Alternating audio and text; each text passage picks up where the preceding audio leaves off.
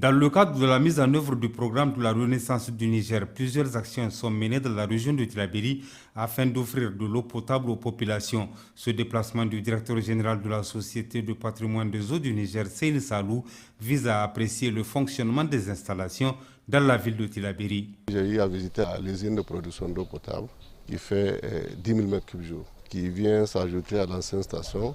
Donc les deux actuellement font 13 500 m3 jour. À peine l'usine est exploitée à 40%. C'est-à-dire que l'alimentation en eau de la ville de Tillabéri sera garantie. Les 25 prochaines années, il n'y aura pas de problème d'eau à Tillabéri. Nous avons considéré deux châteaux d'eau. Le premier que vous voyez au niveau de la ville de Tillabéri qui fait pratiquement 1500 m3, qui a pratiquement doublé les capacités de stockage de la ville de Tillabéri. Et le deuxième château que nous avons visité, c'est le château d'eau de Sakwara, qui fait 500 m3.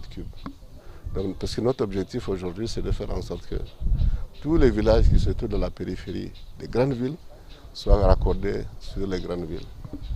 Et en plus de ces deux éléments, nous avons réalisé pratiquement 40 km de réseau de distribution.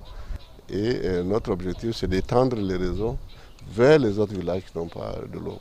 Au terme des visites effectuées sur le terrain, le directeur général de la SPEN s'est dit satisfait de ce qu'il a pu constater. Je suis très satisfait de ce que j'ai pu constater. Mais il y a des ajustements à faire, c'est vrai. Parce que toute nouvelle installation, après un certain nombre de fonctionnements, il faut tirer les leçons. Nous allons faire quelques ajustements pour que tout fonctionne à merveille. Mais aujourd'hui, Dieu merci, vraiment ce que j'ai constaté, c'est que les installations sont dans de bonnes conditions de fonctionnement. Il n'y a pas de problème particulier. Et vous avez vu, même du point de vue sécurité énergétique, il y a un groupe électrogène qui permet, dès que la Niger coupe, qu'on puisse prendre l'ensemble de la station. Et aujourd'hui, tous ces villages, que ça soit Tillabéri, vous allez le remarquer, à tout moment, il y a de l'eau 24/24 et c'est ça notre objectif. Le directeur général de la SPEN a également mis à profit ce déplacement pour échanger avec les agents à Tillabéri sur leurs conditions de vie et de travail. Il était accompagné dans toutes ces visites du secrétaire général adjoint de la région de Tillabéri et des cadres de la SPEN.